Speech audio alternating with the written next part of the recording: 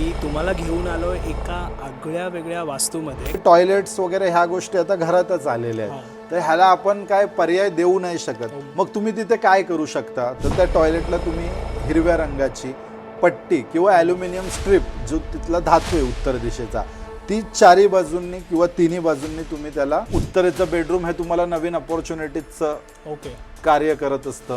ईशान्य दिशेला शक्यतो झोपू नये, कारण कामामध्ये अडथळे येतात. पूर्व दिशेचं जे बेडरूम असतं हे तुम्हाला अनेक सामाजिक स्तरावर उंचीवर नेण्याचं काम करत असतं किंवा हाय कॉन्टॅक्ट देण्याचं काम करत असतो. अनेक राजकारण्यांचे बेडरूम, शयनगृह आम्ही ह्या दिशेमध्ये करत असतो. आता बरेच वास्तुशास्त्री सांगतील की नैऋत्येला झाडं नसावीत, पण असं नाही, कारण तुम्ही ज्यावेळी घराच्या बाहेर बघाल त्यावेळी झाडंही असतातच. आणि जे काटेरी वृक्ष किंवा ज्याच्यातून सफेद द्रव्य बाहेर निघतात, जसं रबराचं झालं किंवा श्वेतारक झालं, तर ही झाडं इंडोअरमध्ये नसावीत. मोगरा, जाईजुई, रातराणी ही सुवासिक फुलांची झाडं आपण इंडोर किंवा आउटडोर कुठेही लावू शकतो. जर का ईशान्य आणि नैऋत्येमध्ये जर आपलं स्वयंपाकघर आलं असेल तर त्याचे अनेक दुष्परिणाम आपल्याला पाहायला मिळू शकतात, जसं की आपल्या आरोग्याचे आणि अनेक प्रकारचे असे दुर्धर आजार जे लवकर बरे नाही होऊ शकत. जे ॲक्टर्स असतात, कलाकार असतात, ह्यांना प्रसिद्धी मिळवून देण्याचं काम हा दरवाजा, प्रवेशद्वार करत असतो. आणि जो पश्चिमेतला आपण 260 डिग्रीचा बघितला, त्याच्यामध्ये सुग्रीव, पुष्पदंत ह्या एनर्जी फील्ड्स येत असतात.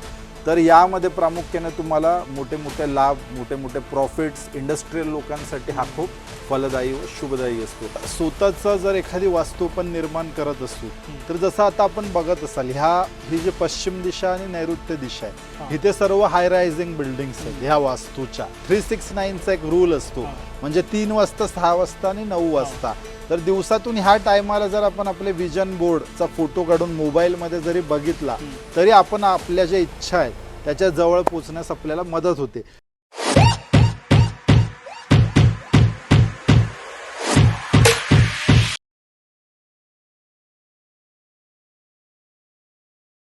नमस्कार मित्रांनो, स्वागत आहे तुमचं अजून एका नवीन पॉडकास्टमध्ये. तर आजच्या पॉडकास्टमध्ये मी तुम्हाला घेऊन आलो एका आगळ्या वेगळ्या वास्तूमध्ये, कारण की वास्तूवर आजपर्यंत बरेच पॉडकास्ट झालेत, पण ते घरामध्ये बसून आपण चर्चा केली होती. पण आजचा जो पॉडकास्ट आहे याच्यामध्ये वास्तूमध्ये कसे चेंजेस असले पाहिजे, काय काय गोष्टी चे महत्त्व आहेत, काय काय गोष्टींना घेऊन तुम्हाला पण अवेअर झालं पाहिजे, हे आजच्या पॉडकास्टमध्ये आपण डिस्कस करणार आहोत. तर ही जी वास्तू आहे ही आचार्य राजकिरण मारणे यांनी प्रस्थापित केली आहे. कारण हा जो एक मॉडेल आहे हा बघितल्यानंतर तुम्हाला समजेल की ज्यावेळी तुम्ही एक वास्तू बनवता त्यावेळी काय काय गोष्टीची काळजी घ्यायला पाहिजे आणि काय काय गोष्टी कुठे कुठे आल्या पाहिजे, जेणेकरून तुमच्या लाईफमध्ये पण त्याचा फरक आणि त्याचा परिणाम तसा दिसून येईल. तर आपण स्वागत करूया त्यांचं आपल्या पॉडकास्टमध्ये. नमस्कार दादा. नमस्कार, स्वागत आहे तुमचं आपल्या पॉडकास्टमध्ये.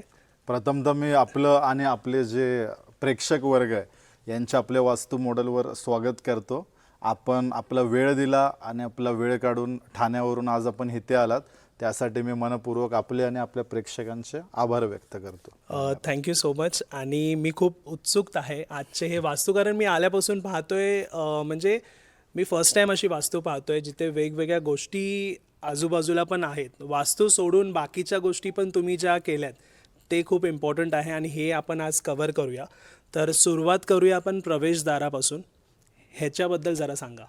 कसं आहे ना पवारजी, की जे प्रवेशद्वार असतं हे कुठल्याही वास्तूमध्ये, जसं आपण एखादी मूवी बघताना बोलतो की पिक्चरमध्ये डायलॉग त्या टायमिंगनुसारच आला पाहिजे, टायमिंग महत्त्वाची, त्याचप्रमाणे वास्तूमध्ये आपला जो प्रवेशद्वार असतं हा एक प्रमुख घटक आहे रिझल्ट आणण्याचा. जसं आपण वास्तूमध्ये अनेक उपाय करतो पण रिझल्ट भेटत नाही, कारण मूळतः जे 60 ते 70% आपण बोलू जे गुण असतात वास्तूमध्ये हे प्रवेशद्वाराला असतात. जर का तुमचं प्रवेशद्वार योग्य जागी आलं तर आतल्या थोड्याफार गोष्टी 19-20 आपण जे बोलतो त्या ढोबळमानाने असल्या तरी चालतील किंवा त्यात तेवढी परफेक्शन नसेल तरी चालतं, पण आपले प्रवेशद्वार हे नेहमी अचूक जागेवरच असलं पाहिजे. आणि ते नेहमी, जसं आपण मंदिराच्या वास्तू होत्या आधी, मी थोडंसं एक तुम्हाला इंट्रोडक्शन देईल. वास्तू हा जो विषय होता हा आधी मंदिरांपुरता मर्यादित होता. कालांतराने त्याचे जे फायदे आहेत त्याच्याने येणारी जी समृद्धी आहे, जसं आपण तिरुपती बालाजी, सिद्धिविनायक, ही काही पद्मनाभम किंवा बद्रीनाथ, ही काही अशी उदाहरणं आहेत उत्तम जी समृद्धीला आकर्षित करतात. तर राजांना ज्यावेळी हा कन्सेप्ट, हा पॅटर्न लक्षात आला, त्यावेळी त्यांनी हा वास्तूचा उपयोग आपल्या किल्ल्यांमध्ये जे दरबारी पंडित किंवा विद्वान होते त्यांच्या मार्फत सुरू केला. मग कालांतराने ह्या गोष्टी खाली आल्या, पण त्या खाली येताना त्यात विकृती येत गेल्या. जसं आपण सातारा जिल्हा किंवा अशा अनेक जिल्हे असतील, त्याच्यामध्ये बघाल की कोर्टयार्ड म्हणजे जे ब्रह्मस्थान आहे ते ओपन टू द स्काय ठेवलं जातं, मध्ये तुळशी वृंदावन असतं. बरेचशा आजकाल आपण रील्स बघतो त्यामध्ये पण हा सगळा डेटा आहे आणि हा डेटा तुमच्याकडे येताना तो खूप विद्रूप केला गेलाय. जी खरी राजाची वास्तू होती त्यामध्ये कधी तुम्हाला ब्रह्मस्थान ओपन टू द स्काय नाही दिसणार. ब्रह्मस्थान म्हणजे जिथे राजा वास्तव्य करतोय तेवढा पोर्शन, तर तो नेहमी तुम्हाला कव्हर दिसेल. तर अशा आज अनेक जे मिथ्स आहेत किंवा अनेक ज्या गोष्टी चुकीच्या आहेत, या सर्व गोष्टींवर आपण आज एक प्रकारे प्रकाश टाकणार आहोत. त्याद्वारे जे अनेक लोकांना वास्तूबद्दल जे गैरसमज किंवा ज्या चुकीच्या गोष्टी आल्या आहेत म्हणजे परंपरागत, कारण राजाला वाटत होतं की आपण जी विद्या वापरून समृद्ध झाला आहोत तर ती खालती नाही पोचली पाहिजे. कारण काय, जर त्यांचा प्रधान किंवा व्यापारी जर त्या विद्येचा वापर करून राजापेक्षा समृद्ध झाला तर त्याची जी खुर्ची आहे, जसं आपण राजकारणात मुख्य पॉलिटिशियन्सचं उदाहरण घेतो, तर ती खुर्ची धोक्यात येईल. तर त्याने पंडित विद्वानांना म्हणजे राजा भोज पासून जर आपण ग्रंथांचा अभ्यास केला तर त्याच्यामध्ये आपल्याला प्रामुख्याने जाणवून येईल की जे वास्तुशास्त्री होते किंवा जे विद्वान होते त्यांना खाली सेनापती किंवा सरदार किंवा व्यापारी किंवा सामान्य लोक ह्यांची वास्तू करण्यास मुभा नव्हती. मृत्यूदंडापर्यंत शिक्षा होत्या. मग त्याच्यानंतर जे खालती जे ज्ञान दिलं गेलं त्याच्यामध्ये थोडी मिक्सिंग करण्यात आली. ती ह्याच्यासाठी की समजा आता तुमचं ब्रह्मस्थान ओपन टू द स्काय तर त्याचं व्हेंटिलेशन चांगलं राहतं, तुमचं आरोग्य चांगलं राहतं, पण तुम्ही कधी राजा नाही बनू शकत. तर ही एक राजाची ती समजा एक आयडियाच होती. मग कालांतराने ह्या गोष्टी जशा उलगडत गेल्या तसं मग आता खूप चांगल्या रीतीने त्याचा प्रसार प्रचार होत आहे. तर आता आपण प्रवेशद्वाराबद्दल जसं बोलत होतो, तर कोणतीही दिशा चांगली किंवा वाईट नसते सर. जसं आपण बघितलंय, जर आपण पुण्याचंच उदाहरण घेलं तर पूर्ण लक्ष्मी जे मार्केट आहे त्याच्यामध्ये ज्वेलर्सचे दुकान आहे साऊथ फेसिंग आहेत. किंवा आपण साऊथच बघायला गेलं तर साऊथ मुंबई सर्वात रिच सिटी आहे. त्याच्यानंतर तुम्ही जर साऊथ दिल्ली बघितली त्याच्यामध्ये रिच लोक राहतात. म्हणजे हा जो प्रीमियर फ्लेवर आहे किंवा ही जी उच्चभ्रू लोक आहेत ही तुम्हाला नेहमी त्या शहराच्या दक्षिण भागातच प्रामुख्याने राहताना आढळून येते. त्याच्यानंतर सर कुठलीही दिशा जसं आपण सांगितलं चांगली किंवा वाईट नसते. प्रत्येक दिशेमध्ये सर तिसरं आणि चौथं पद हे शुभ असतं. जर का तुम्ही दिशांचं ज्ञान घेतलं तर ज्यावेळी तुम्ही ब्रह्मस्थानात उभं राहता तुमच्या घराच्या, कारखान्याच्या, फॅक्टरीच्या कुठल्याही गोष्टीमध्ये, तर कारण तुम्हाला दिशा हे एक तुम्हाला ह्या बिंदूपासून ह्या बिंदूपर्यंत हे समजण्यासाठी ती मार्गदर्शक असते. तर तुम्हाला दिशा ही बघायची ही आपल्या घराच्या ब्रह्मस्थानामधून. तर तुम्हाला ब्रह्मस्थानामधून डिग्रीज चेक करायचे असतात. जर का तुमच्याकडे आयफोन असेल किंवा तुम्हाला गुगल अर्थ कंपासचा वापर करून जर डिग्री करता आल्या तर तुम्हाला ॲक्युरेट त्याचं नॉलेज भेटेल. तर मी तुम्हाला एक पटकन समरी देतो की प्रवेशद्वार कुठे असलं पाहिजे.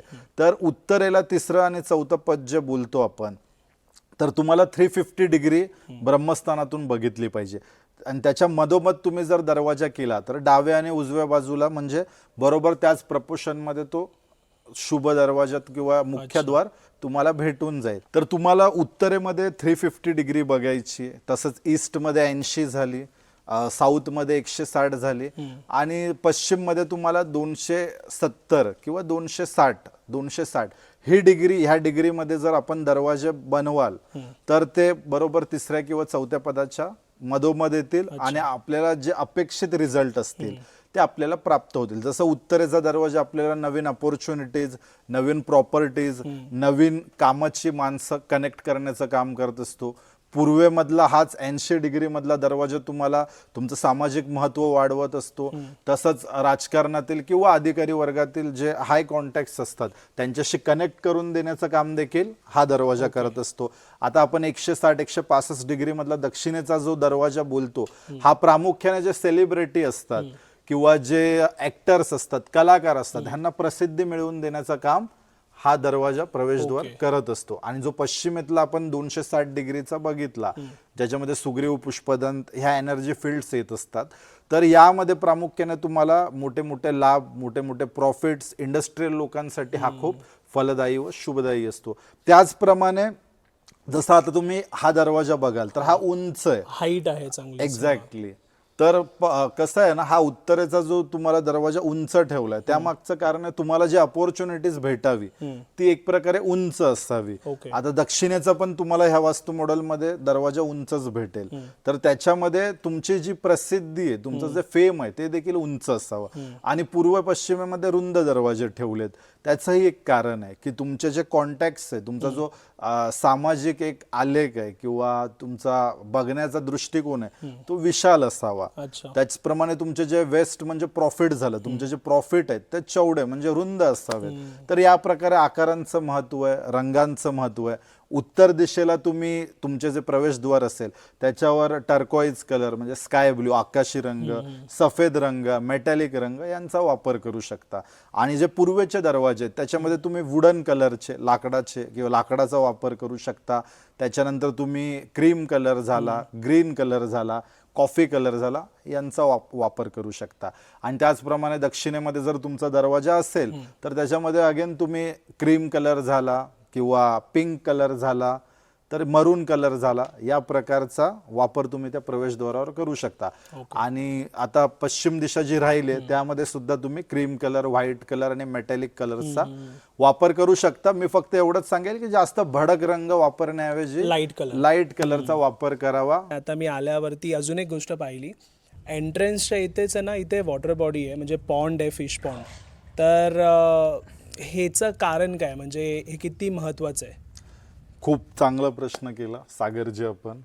तर जो वॉटर अंडरग्राऊंड वॉटर बॉडीज असतात, मग जसे एक नगर रचना असते, एखादं कॉम्प्लेक्स असतं, बिल्डर एखादी बिल्डिंग बांधतो किंवा आपण घर बंगले बांधतो, तर ह्याच्यामध्ये उत्तर दिशा जी असते नेहमी आपली बोरिंग झाल्या किंवा अंडरग्राऊंड वॉटर बॉडीज झाल्या, त्याच्यानंतर समजा तुमचे फाउंटन झाले जे आपण सुशोभीकरणासाठी वापरतो, किंवा बोरिंग ज्या एक प्रकारे आपण जमिनीत खड्डा करून त्याची निर्मिती करत असतो, तर ह्या ज्या गोष्टी असतात तर त्या गोष्टी आपल्याला एक पाताळाची रचना करत असतात. उत्तर दिशा झाली, उत्तर उत्तर ईशान्य झाले आणि ईशान्य, या प्रामुख्याने ज्या 3 दिशा आहेत म्हणजे नॉर्थ ईस्ट, नॉर्थ ईस्ट आणि नॉर्थ, या दिशांमध्ये जर आपण अंडरग्राऊंड वॉटर बॉडीज किंवा बोरिंग, स्विमिंग पूल या गोष्टी जर आपण केल्या तर त्या आपल्या समृद्धीचं एक प्रकारे द्योतक किंवा प्रतीक असतात.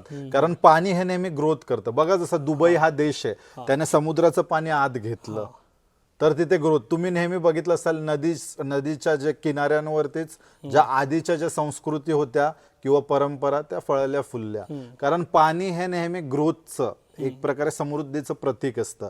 जर खास करून ह्या दिशेला ज्या देवता एनर्जी फील्ड्स असतात वास्तूमध्ये, ह्या थोड्याशा जलमयी असतात किंवा जलाच्या एकदम जवळच्या असतात, त्यांची एनर्जी त्या टाईपची असते.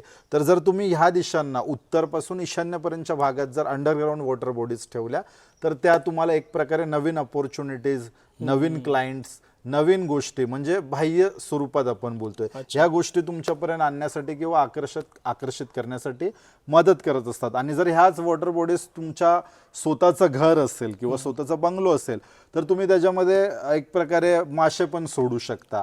त्याद्वारे सर कसं होतं, जो तुमचा ज्योतिषचा पार्ट असतो, शनी झाला, केतू झाला, राहू झाला, तर हे ग्रह शांत होत असतात. तुम्ही ज्यावेळी ह्या माशांना फीड करता, सकाळी त्यांना ते फूड टाकता, तर त्या प्रकारे काय होतं, त्याचे मासे जसं आपण पॉन्ड मध्ये आता बघत असाल तर तुम्ही प्रेक्षकांना दाखवालच की हे जे मासे आहेत हे राहू, शनी आणि केतू या तिन्ही ग्रहांना शांत करतात. एक प्रकारे हा एक कॉम्बो आहे. म्हणजे तुमच्या वॉटर बॉडीज तुमच्याकडे अपॉर्च्युनिटीज आणतात आणि तुमच्याकडे येणाऱ्या ज्या समस्या आहेत, जे ऑब्स्टॅकल्स आहेत किंवा ज्या अडचणी आहेत त्या शांत करण्याचं काम, जे आपण माशांना सकाळी दाणे टाकतो तेव्हा त्याद्वारे ह्या गोष्टी आटोक्यात येत असतात.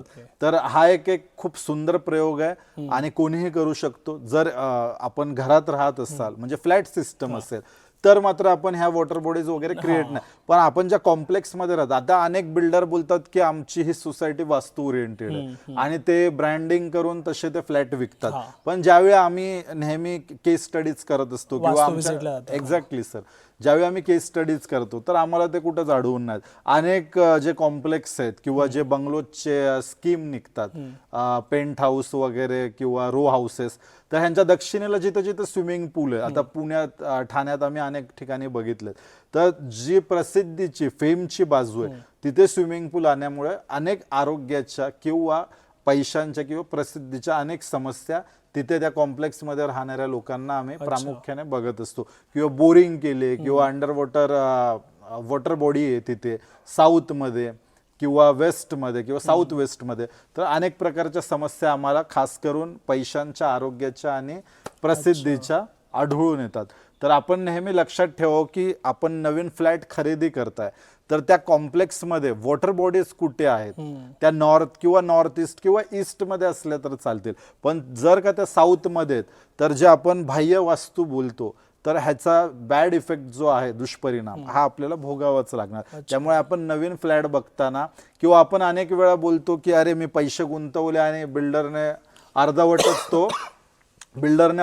तो प्रोजेक्ट सोडला किंवा पैसे अडकले, तर ह्या सर्व गोष्टींमुळेच घडतात. म्हणून बघा की तुम्ही जिथे पण फ्लॅट घेत असाल तिथे उत्तर ते ईशान्य ह्या भागात वॉटर बॉडीज असेल तर त्या जमिनीची जी लँड एनर्जी ही तुम्हाला एक प्रकारे समृद्धीकडे नेल्याशिवाय राहणार नाही, आणि तीच जर दक्षिणेला असेल तर त्याचे दुष्परिणाम आपल्याला भोगावेच लागतील. ह्या पण गोष्टी काळजी घेण्यासारख्या, म्हणजे ह्या खूप बेसिक गोष्टी आहेत.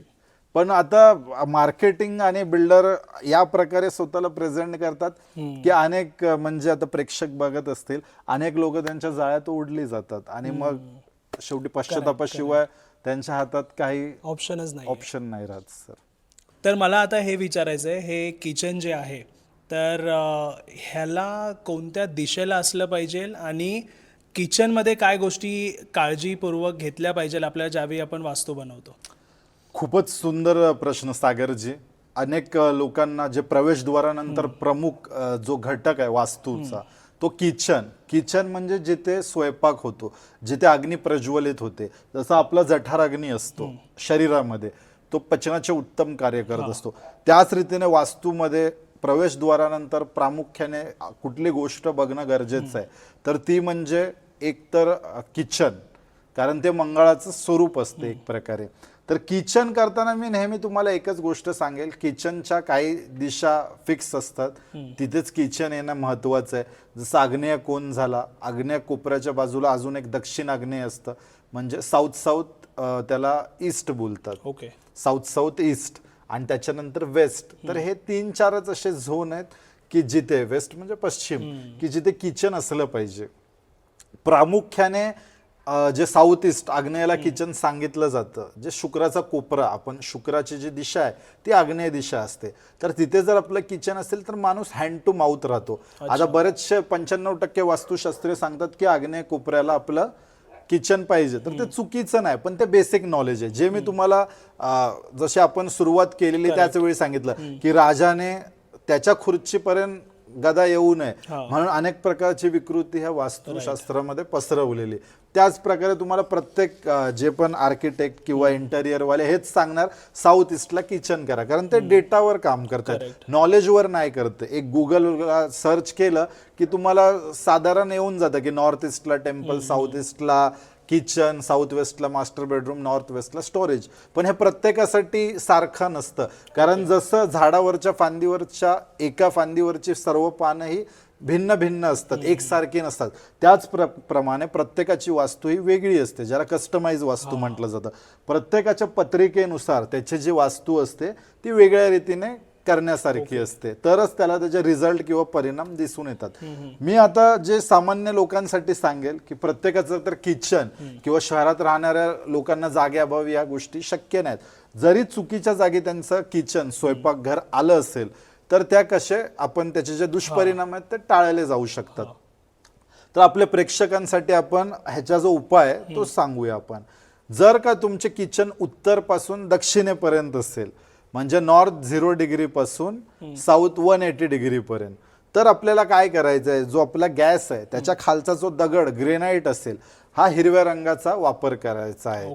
म्हणजे उत्तर पासून दक्षिणेपर्यंत कुठेही आपला जर गॅस ठेवलेला आहे तर त्याच्या खालचा जो ग्रेनाइट किंवा दगड आहे तो हिरव्या रंगाचा ठेवायचा आहे. आणि जर का प्लॅटफॉर्म ऑलरेडी दुसऱ्या रंगाचा असेल तर आपले जे गॅस आहे त्याचा आयताकार मध्ये जरी हिरव्या रंगाचा ग्रेनाइट त्याच्या खाली ठेवला गॅस एवढ्या साईजचा, म्हणजे गॅसचे जे पाय आहेत शेगडीचे ते त्या दगडावर येतील अशा प्रकारे. किंवा एखादं तुम्ही हे पण टाकू शकता कापड किंवा मॅट त्या रंगाचा, तरी ती गोष्टाचे जे दुष्परिणाम आहेत ते टाळले जाऊ शकतात. त्याचप्रमाणे तुमचं किचन जर साऊथ वेस्ट पासून नॉर्थ वेस्ट पर्यंत किंवा नॉर्थ वेस्ट पर्यंत असेल, म्हणजे नैऋत्येपासून वायव्येपर्यंत कुठेही जर आपल्या प्रेक्षकांपैकी कोणाचं जर स्वयंपाकघर आलं असेल तर सिंपली तुम्हाला काय करायचं आहे, पिवळ्या रंगाचा मॅट किंवा एक आपला जैसलमेर स्टोन येतो येलो स्टोन, तर तो त्या शेगडी खाली ठेवायचा आहे. पण ह्याच्यामध्ये फक्त मी अपवाद एक दोनच गोष्टींचं सांगेल.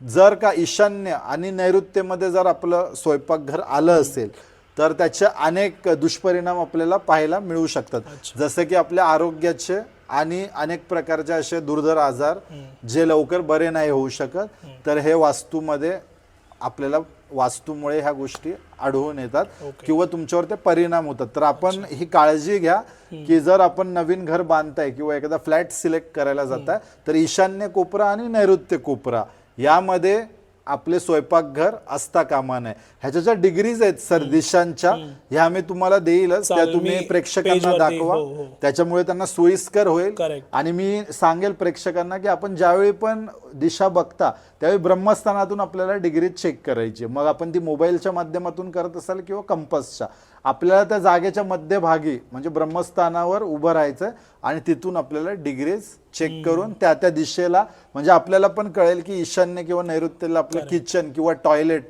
ह्या गोष्टी येता कामा नये. राईट. आता जसं तुम्ही सांगितलं तर किचन बद्दल, तसंच मला ना तुम्हाला स्टेअरकेस बद्दल पण विचारायचं आहे आणि टॉयलेट बद्दल पण विचारायचं आहे, कारण ह्या पण दोन खूप मोठ्या गोष्टी आहेत. पहिले टॉयलेट बद्दल सांगा. नक्कीच. टॉयलेट जो असतो वास्तूमध्ये किंवा जर ज्योतिषीयरित्या आपण बघितलं तर टॉयलेट सीट शौचालय, तर ही जी गोष्ट असते ही राहूशी निगडीत असते आणि जे बाथरूम असतं आपलं ते केतूशी निगडीत असतं. तर आधीच्या काळात आपण बघितलं असेल की टॉयलेट हे घराच्या बाहेर असायचे किंवा राजाचे पण जे किल्ले असायचे तर जी टॉयलेटची व्यवस्था असायची ती वेगळी, म्हणजे जी वास्तू असायची त्याच्यापासून भिन्न केलेली असायची. आजकालची जी धावपळीचं जे किंवा वेळेअभावी किंवा पैशांअभावी किंवा जागेअभावी बोला तर हे टॉयलेट्स वगैरे ह्या गोष्टी आता घरातच आलेल्या आहेत. तर ह्याला आपण काय पर्याय देऊ नाही शकत. पण त्यातल्या त्यात सर काय करता येऊ शकतं माहिती आहे का, आपण ना जसं मी एक फ्री वास्तू कोर्स आचार्य राजकिरण मारणे या चॅनलवर उपलब्ध करून दिलाय. त्यामध्ये जर आपण बघितले जे 5 व्हिडिओज फ्री टाकलेत ते खूप आधीचे व्हिडिओज आहेत, त्यामध्ये पण दिले की नॉर्थला जर टॉयलेट आलं तर ते तुमचं ऑपॉर्च्युनिटीज झालं किंवा तुम्हाला जे नवीन लोक भेटतात तुमचा फायदा करून देण्यासाठी, जे अशी सपोर्टिव्ह लोक आहेत, हे एक प्रकारे फ्लश आउट होण्याचं काम होतं. कारण टॉयलेटची ऍक्टिव्हिटी आहे फ्लश आउट करणं, त्याची फंक्शनिंगच ती आहे. तर तेच आपल्या जीवनात भेटतं. मग तुम्ही तिथे काय करू शकता, तर त्या टॉयलेटला तुम्ही हिरव्या रंगाची पट्टी किंवा ॲल्युमिनियम स्ट्रीप, जो तिथला धातू आहे उत्तर दिशेचा, ती चारी बाजूंनी किंवा तिन्ही बाजूंनी तुम्ही त्याला एक प्रकारे काल्पनिक वॉल झाली, काल्पनिक भिंत उभी करून त्याचे जे अपाय आहेत किंवा दुष्परिणाम आहेत ते टाळले जाऊ शकतात. त्याचे फोटोज आपण दाखवा, मी आपल्याला प्रोव्हाइड करतो की प्रेक्षकांना खूप चांगल्या रीतीने ते कळून येईल. तसंच ईस्टला आहे तर ग्रीन पट्टी त्या टॉयलेट सीटच्या चारी बाजूंनी आयताकार स्वरूपात लावून आपण हे अपाय टाळू शकतो. दक्षिणेमध्ये तर लाल रंगाची पट्टी आणि पश्चिम दिशा आहे तर क्रीम कलर किंवा व्हाईट रंगाची किंवा आयवरी रंगाची पट्टी किंवा कलर जरी मारला आयताकार रूपात, म्हणजे जी आपली सीट आहे त्याच्या चारी बाजूंनी, तरी ह्या गोष्टी आपण टाळू शकतो. आणि राहिला जो स्टेअर केसचा आपण प्रश्न केला, तर स्टेअर केस ही एक अशी गोष्ट आहे की स्टेअर केसचा वापर काय होतो की तुम्हाला ती खालतून वरती नेते वरच्या फ्लोअरशी किंवा वरच्या जी जागा आहे आपली त्याच्याशी कनेक्ट करण्याचं काम करत असते. तर स्टेअर केस ही एक प्रकारे जडत्वाचं पण प्रतीक आहे. तर स्टेअर केस प्रामुख्याने हे आपली दक्षिण दिशा झाली, दक्षिण पश्चिम म्हणजे नैऋत्य कोण झाला, आणि पश्चिम दिशा इथे असेल तर सर्वोत्तम. आणि हा जो जिना आहे आपला हा क्लॉकवाईज असावा. क्लॉकवाईज आपल्याला माहीतच असेल की उजवीकडून डावीकडे. तर हा जर क्लॉकवाईज असेल, जर तुमचा जो जिना आहे तो चढल्यानंतर तुम्ही उजव्या बाजूला वळत असाल तर तो क्लॉकवाईज, आणि तुम्ही जिना चढून जर डाव्या बाजूकडे वळला तर तो अँटी क्लॉकवाईज. तर जसं आपण एक पेचकस असतं किंवा स्क्रूड्रायव्हर किंवा पाण्याची बाटली आपण उघडतो, जर का ती डाव्या बाजूने उघडली तर ती ओपन होते, आणि उजव्या बाजूने जर आपण ती हे फिरवली तर ती बंद होते. तर ह्या ज्या जड दिशा आहेत, दक्षिण झाली, दक्षिण पश्चिम म्हणजे नैऋत्य कोण, पश्चिम, ह्या जड दिशा आहेत. तर इथे क्लॉकवाईज जिना हा खूप चांगलं काम करतो. आणि जर हेच स्टेअरकेस तुमच्या उत्तर दिशा किंवा वायव्य दिशा किंवा पूर्व दिशा इथे जर येत असेल तर तो अँटी क्लॉकवाईज असावा, जेणेकरून ती दिशा हलकी राहील व त्याचे दुष्परिणाम आपल्यावर होणार नाही. तर या प्रकारे आपण प्रवेशद्वार, किचन, टॉयलेट्स या संदर्भात माहिती घेतली. तसंच मी तुम्हाला सांगेल की जसे बेडरूम झाले तर उत्तरेचं बेडरूम हे तुम्हाला नवीन अपॉर्च्युनिटीजचं कार्य करत असतं. ईशान्य दिशेला शक्यतो झोपू नये कारण कामामध्ये अडथळे येतात. पूर्व दिशेचं जे बेडरूम असतं हे तुम्हाला अनेक सामाजिक स्तरावर उंचीवर नेण्याचं काम करत असतं किंवा हाय कॉन्टॅक्ट देण्याचं काम करत असतो. अनेक राजकारण्यांचे बेडरूम, शयनगृह आम्ही ह्या दिशेमध्ये करत असतो. व्यापारी असाल तर उत्तर दिशेचं बेडरूम हे तुम असेल तर त्याला आम्ही दक्षिणेमध्ये बेडरूम देतो. त्याला कुटुंब पुढे नेऊन जायचंय त्यांच्यासाठी मी हे सजेस्ट नाही करणार, कारण आतापर्यंत वास्तूमध्ये आपण हेच ऐकलं असेल की नैऋत्य मधलं जे मास्टर बेडरूम आहे ते अत्यंत, पण परफेक्शनच्या नादात तो माणूस, त्याचा समाज, त्याचे नातेवाईक, त्याचे मित्रमंडळी ह्याच्यापासून कापला जातो. म्हणजे हे किती मोठं मिथ होतं की प्रत्येकाला वास्तुशास्त्रिष्ट त्यांना कळली नाही. सगळ्या गोष्टी विचार करायला लागतात, सगळ्या गोष्टींचा विचार करावा लागतो. त्याचप्रमाणे पश्चिमेचा आणि उत्तरेचं जे शयनगृह आहे, म्हणजे मी मगाशी डिग्री सांगितल्या 350 किंवा ही 260, तर ह्यामध्ये खास करून राजा किंवा राणीचं शयनगृह असायचं. त्याच्यामुळे ते जे विचार करायचे ते इम्प्लिमेंट व्हायचं आणि त्यांची इच्छा एक प्रकारे पूर्ती करणाऱ्या दिशा आहेत. उत्तर आणि पश्चिम या दोन दिशा प्रामुख्याने आपलं मॅनिफेस्टेशन झालं किंवा एक प्रकारे आपण जे विचार करता ते तसंच्या तसं इम्प्लिमेंट करण्याचं कार्य या दिशा करत असतात. त्याचप्रमाणे नॉर्थ वेस्ट मध्ये म्हणजे वायव्य दिशेमध्ये जर आपला बेडरूम असेल तर आपण टिकणार नाही. आपण नेहमी कामानिमित्त किंवा अनेक वेगवेगळी अशी कारणं येतील जेणेकरून आपल्याला त्या बेडरूम मध्ये स्थिरता एक प्रकारे येणार नाही. तर या प्रकारे सर आपण बघितलं की कसं वेगवेगळ्या दिशाचे शयनग्रह, त्यांचा कसा वापर करावा किंवा कशी त्यांचे एक प्रकारे गुणधर्म आहेत. आता वेळेअभावी आपण पूर्ण तर बोलू नाही शकत, नाहीतर एकाच दिशेमध्ये एक गोष्ट शयनगृह किंवा स्टेअरकेस त्याचे काय परिणाम, दुष्परिणाम किंवा त्यांचे रंग, आकार हे प्रॉपर समजून घेण्यासाठी आपल्याला 1-2 दिवस पण अपुरे आहेत. राईट. तर सर आता जसं तुम्ही बाकीच्या गोष्टी स्टेअरकेस आणि टॉयलेटबद्दल सांगितलात, मला एक प्रश्न आहे झाडांबद्दल आता. कारण हे पण खूप ऐकलंय मी की इम्पॉर्टंट रोल प्ले करतात आपल्या लाईफमध्ये. तर झाडांविषयी तुम्ही काय सांगाल? निश्चितच सागरजी, वास्तूमध्ये वृक्ष वास्तू हा आपल्यामध्ये एक खूप महत्वाचा घटक किंवा महत्वाचा विषय आहे. आता मी थोडक्यातच सांगेल की आपल्या प्रेक्षकांना पण त्याचा फायदा होईल. जसं तुळस झाली, जेड प्लांट झाला किंवा मनी प्लांट. मनी प्लांट मध्ये कुठला, ज्याची पानं मोठी आहेत. अनेक मनी प्लांट मध्ये पण फरक आहे. जे गोल्डन मनी प्लांट खास करून सांगितलं जातं ते प्रामुख्याने तुमच्या समृद्धीसाठी, तुम्हाला नवीन अपॉर्च्युनिटीज अट्रॅक्ट करण्यासाठी फारच गरजेचं आहे. झेड प्लांटला माझ्यामध्ये कुबेर वृक्ष पण बोललं जातं. ही जी छोटे छोटे प्लांट्स आहेत हे देखील आपण आपल्या घरातल्या उत्तर आणि पूर्व दिशांमध्ये म्हणजे जे फ्लॅट सिस्टम मध्ये राहतात ऍड करून ह्याचे फायदे घेऊ शकतात. तसेच साऊथ ईस्ट दिशेला जर तुम्ही मरून कलर किंवा पिंक कलर किंवा रेड कलरच्या कुंडीमध्ये, गमल्यामध्ये जर का गुलाबाची फुलं लावलीत तर ते देखील एक प्रगतीचं द्योतक आहे किंवा प्रगतीचं प्रतीक मानलं जातं. कारण गुलाब ही जी शुक्राची ऊर्जा आहे त्याच्याशी रिलेट करतं. आणि आपल्या घरातला जो आग्नेय कोपरा असतो मित्रांनो, तो देखील आपल्या समृद्धी, आपल्याकडे जे धनाचं हे फ्लो आहे त्याला एक प्रकारे कंट्रोल करत असतो.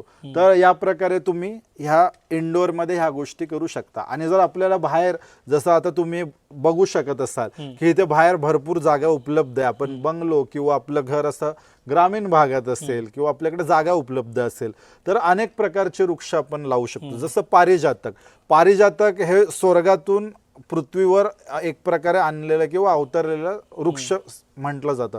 तर आपल्या घराचे जे गेट आहेत, एंट्री पॉइंट आहेत, तिथे जर आपण पारिजात वृक्ष, खास करून मुख्यतः उत्तर दिशा, पूर्व दिशा किंवा आग्नेय दिशा या दिशांमध्ये जर पारिजातकाचं झाड आपण लावलं तर ह्या ज्या दिशांचे जे महत्व आणि गुणधर्म आहेत, जसं उत्तर दिशेचं आपल्याकडे एक प्रकारे नवीन नवीन संधी, ऑपॉर्च्युनिटीज आणि प्रॉपर्टीला आकर्षित करणं, पूर्वेला सामाजिक संपर्क, जे पहिलं वर्तुळ आहे, जे एक प्रकारे आपल्याला समाजामध्ये एक प्रकारे आपली ओळख आपल्याला एस्टॅब्लिश करतं चांगल्या व्यक्तींबरोबर, म्हणजे राजकीय लोक, अधिकारी लोक किंवा त्यांच्या फील्डमधली मोठी लोक, तर ह्या लोकांशी कनेक्ट वाढवून देणं. साऊथ ईस्टला मनी फ्लो, तर या प्रकारे या दिशांना जर पारिजातकचं झाड असेल तर हे खूपच आपल्याला फायदेशीर असतं. ओके.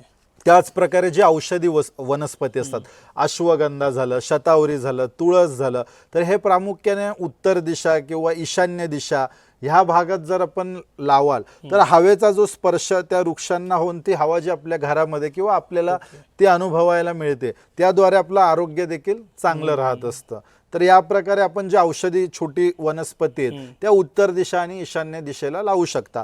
तुळस देखील आपण उत्तरेपासून आग्नेयपर्यंत तुळशीचा वापर हा आपल्याला एक प्रकारे प्रगती करण्यासाठी खूपच महत्त्वाचा मानला जातो वास्तूमध्ये. त्याच प्रकारे जी उंच झाडं आहेत, नारळ झाला, सुपारी झाली, हे झाडं देखील आपण दक्षिण आणि पश्चिम दिशेमध्ये लावून एक प्रकारे आपला जो जमिनीचा असमतोल किंवा बॅलन्स खराब झालेला असेल तर त्याला नीट करण्याचं काम ही झाडे करत असतात. आता बरेच वास्तुशास्त्री सांगतील की नैऋत्येला झाडं नसावीत, पण असं नाही, कारण तुम्ही ज्यावेळी घराच्या बाहेर बघाल त्यावेळी झाडंही असतातच. तर जर उंच झाडं जर दक्षिण किंवा पश्चिमेला असतील तर ती आपल्याला फायदेशीर असतात. म्हणजे दाटी वाटीने झाडं नसावीत नैऋत्येमध्ये, पण एखादं उंच झाड असेल तर ते आपल्याला फायदाच करणार, आपला तोटा करणार नाही. आणि जे काटेरी वृक्ष किंवा ज्याच्यातून सफेद द्रव्य बाहेर निघतात, जसं रबराचं झालं किंवा श्वेतारक झालं, तर ही झाडं इंडोर मध्ये नसावीत. जर आपलं मोठं घर आहे, बाहेर जर आउटडोर आहे तर तिथे आपण लावू शकता. जसे ॲलोवेरा भरपूर लोक लावतात, तर हे काटेरी वृक्ष किंवा सफेद द्रव्य निघणारी ही इंडोर मध्ये ही झाडे टाळावीत. तर या प्रकारे आपण एक छोटीशी गोष्ट समजून घेतली. त्याचप्रमाणे जसं आपण नवग्रह स्तोत्र सुरू करतो तर जे सूर्य जपा कुसुम संकाश काश्यपेय महधृतिम तमोरी सर्व पापग्नम प्रणतुस्मी दिवाकरम, तर जास्वंदी सारखं ज्याचं तेज आहे असं सूर्याला संबोधलं जातं. तर ही जास्वंदीची जी झाडं असतात, फुलं असतात, ही अतिशय सुंदर असतात आणि तेजस्वी असतात. ही जर आपण आपल्या घराच्या पूर्व दिशेला ही झाडं लावली, मग इंडोर किंवा आउटडोर, तर आपल्याला एक प्रकारे समाजामध्ये आपलं नाव प्रस्थापित करण्यासाठी जास्वंदीचं झाड खूपच फायदेशीर असतं. तर या प्रकारे आज आपण वृक्षवास्तूचा कन्सेप्ट समजून घेतला. त्याचप्रमाणे मोगरा, जाई-जुई, रातराणी ही सुवासिक फुलांची झाडं आपण इंडोर किंवा आउटडोर कुठेही लावू शकतो. नैऋत्य दिशेला जास्त छोटी झाडं लावू नये, टाळावीत, कारण ते एक अर्थ एनर्जीचं किंवा अर्थ एलिमेंट बोललं जातं. बस, बाकी सर्व दिशांमध्ये झाडे ही चालतात. बाकी त्या संदर्भातल्या गोष्टी आपण बोललेलोच आहोत. नक्की. आणि मला पण खूप बरं वाटलं इथे येऊन, कारण तुम्ही ज्या प्रकारे जो डायग्राम हा रेडी केला आहे घराचा, प्रत्येक गोष्टी मला पण आज प्रेक्षकांना दाखवता आल्या.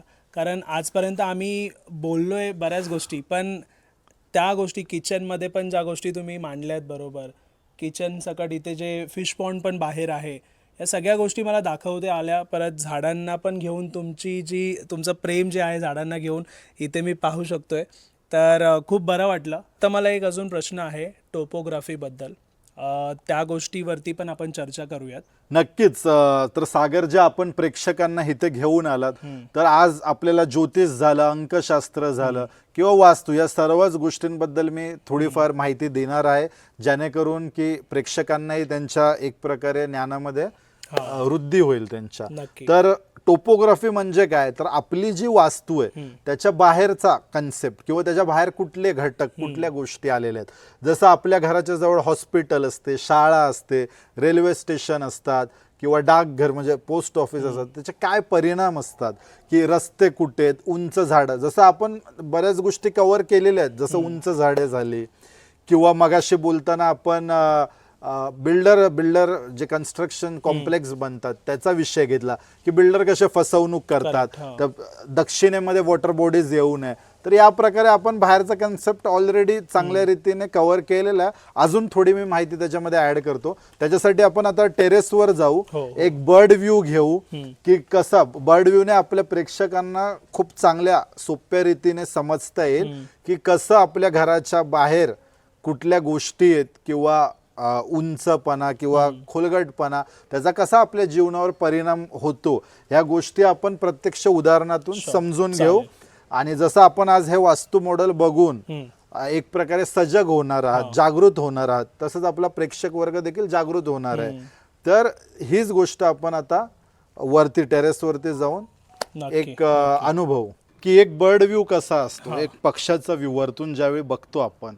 तर जर आपलं स्वतःचं जर एखादी वास्तू आपण निर्माण करत असू, तर जसं आता आपण बघत असाल, ही जी पश्चिम दिशा आणि नैऋत्य दिशा आहे, इथे सर्व हाय रायझिंग बिल्डिंग्स आहेत ह्या वास्तूच्या. तर ही झाली बाह्य वास्तू, म्हणजे जेवढी उंच ठिकाणं आहेत, म्हणजे उंच बिल्डिंग, उंच डोंगर, हे पश्चिमेला, दक्षिणेला आणि नैऋत्येला आहेत. आता आपण बघाल की जी उत्तर आणि ईशान्य दिशा, ह्याच्यामध्ये आपण बोलतो खड्डा पाहिजे किंवा खोलगटपणा पाहिजे, कारण ते जलतत्वाला प्रदर्शित किंवा प्रतिकात्मक असतं. तर आता ह्या वास्तूचा जी ईशान्य दिशा आहे आणि उत्तर दिशा आहे, तर तिकडे खळ आहे, तिकडे एक खड्डा आहे, जी डोंगराची खळ आहे, त्याच्यामुळे तिथे एक खड्डा तयार झालेला आहे.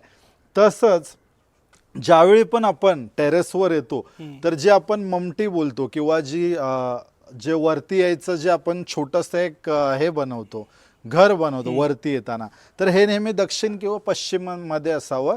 म्हणजे जर जी आपली वरची जी रूफ असेल ती कुठे अनइवन असेल किंवा ईशान्येला उंच झाला असेल, त्याचा उतार नैऋत्येला आला असेल, तरी शिडीद्वारे किंवा जिन्याद्वारे आपण जिथून वरती निघतो त्याचं जे छप्पर असतं ते आपोआपच उंच होतं. ओके. जसं आपण आता ह्या फ्लोअरवर आलो, तर ज्या गोष्टीमधून आपण बाहेर येतो त्याला आपण जे म्हणतो की आपण एक प्रकारे जिना संपतो, तिथे एक आपण बांधकाम करतो, तर ते कधी पण नैऋत्य किंवा पश्चिम दिशा किंवा दक्षिण दिशा इथे असेल, तर आपली ईशान्य दिशा जरी खाली गेलेली असेल, खाली असेल, तरी तिचा एक प्रकारे समतोल साधला जातो. याच प्रकारे आपले जे रस्ते असतात आपल्या वास्तूच्या बाजूला, हे उत्तर, पूर्व, पश्चिमेमध्ये असेल तर जास्त शुभ असतं.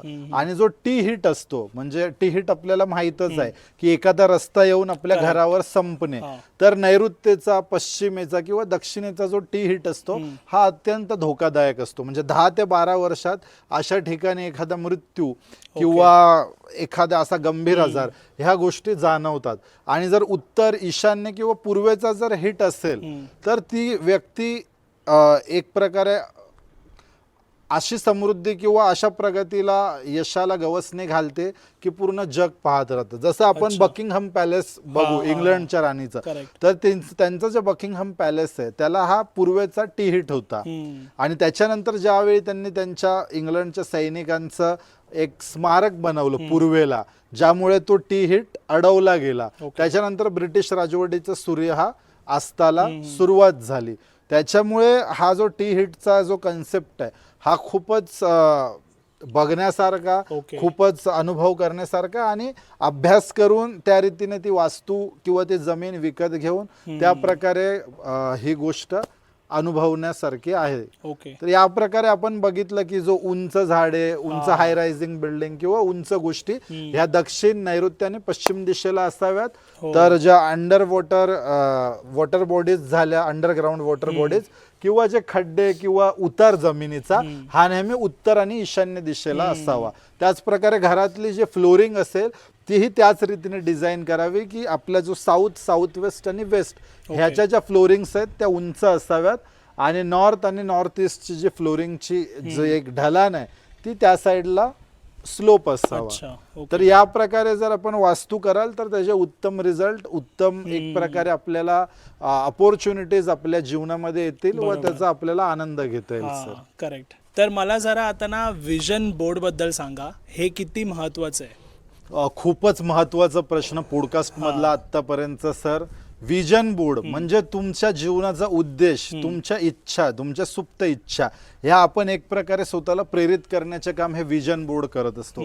तर विजन बोर्ड हा कधी पण सकाळी उठल्यानंतर आणि रात्री झोपण्याच्या अगोदर आपण नेहमीच त्याचं मनन केलं पाहिजे. तसंच दुसरी गोष्ट 369चा एक रूल असतो, म्हणजे 3 वाजता, 6 वाजता आणि 9 वाजता. तर दिवसातून ह्या टायमाला जर आपण आपले विजन बोर्डचा फोटो काढून मोबाईलमध्ये जरी बघितला तरी आपण आपल्या ज्या इच्छा आहेत त्याच्या जवळ पोहोचण्यास आपल्याला मदत होते. विजन बोर्ड हा नेहमी सर कुंडलीप्रमाणे आपलं जे 11वं घर आहे, जे इच्छापूर्तीचं सांगितलेलं आहे ज्योतिषमध्ये, तर आपल्या 11व्या घरात जी राशी असेल त्या दिशेला जर हा विजन बोर्ड आपण लावला तर आपल्या इच्छा ह्या आपल्याला 1 ते 2 वर्षात पूर्ण झालेल्या दिसतील. आपण प्रेक्षकांना दाखवतच असाल, जसं आपण विजन बोर्ड लावलेला आहे. तर मी तर जे विजन बोर्ड लावतो ते मी 1-2 वर्षात त्या माझ्या इच्छा पूर्ण झालेल्या मला आढळून आलेल्या आहेत. तर आपण कसं, म्हणजे एखादं आपल्याला विमान घ्यायचं आहे किंवा आपल्याला गाडी घ्यायची आहे, त्या गाडीचा फोटो किंवा आपल्याला किती पैसे कमवायचे त्याचा एक्झॅक्ट आकडा किंवा आपल्याला कशी लाईफस्टाईल जगायची त्याचे फोटो त्या विजन बोर्डमध्ये असणं गरजेचं आहे. म्हणजे ते आपण व्हिज्युअलाइज करू शकतो आणि ते व्हिज्युअलाइज करताना आपण असं व्हिज्युअलाइज केलं पाहिजे की ते आपण एक्सपिरियन्स करत आहोत. त्यामुळे सकाळी उठल्यानंतर आणि झोपण्याआधी आपण ते विजन बोर्ड समोर उभं राहून त्याला व्हिज्युअलाइज करून एक्सपिरियन्स केलं पाहिजे. तर ते 1-2 वर्षात आपल्याला सत्यात उतरताना दिसतं. पण मी जसं सांगितलं की आपली 11वी राशी, 11व्या घरात जी राशी आहे ती आपली इच्छापूर्तीची दिशा असते. तर त्या दिशा कोणत्या, त्याचा चार्ट मी आपल्याला देईल, तो आपण प्रेक्षकांना दाखवा. कारण तो एक प्रकारे 16 दिशांचा कन्सेप्ट आहे, हा एक वास्तूचा कन्सेप्ट आहे. तर त्या ठिकाणी जर आपण तो विजन बोर्ड लावला तर आपल्याला त्या इच्छा लवकर पूर्ण झालेल्या दिसून येतील. तर या प्रकारे विजन बोर्ड अतिशय महत्वाचा विषय होता, तो आपण पॉडकास्ट मध्ये घेतला. त्याबद्दल आपले खूप खूप आभार सागरजी.